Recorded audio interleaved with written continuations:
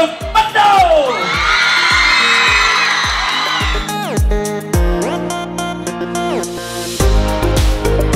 Hôm nay, thầy và trò trường Trung học cơ sở Trương Định long trọng tổ chức đêm công diễn văn nghệ chào mừng ngày thành đoàn 26 tháng 3 với tinh thần phong trào văn nghệ cây nhà lá vườn của học sinh nhà trường, với các diễn viên, đạo diễn, biên đạo múa không chuyên và những nghệ sĩ nhỏ tuổi.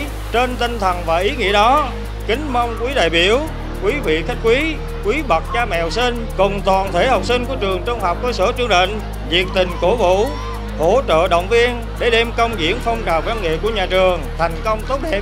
Thay mặt ban tổ chức, lãnh đạo trường Trung học cơ sở Trương Định, tôi xin tuyên bố khai mạc đêm công diễn văn nghệ hôm nay. Một lần nữa xin trân trọng cảm ơn và kính chào.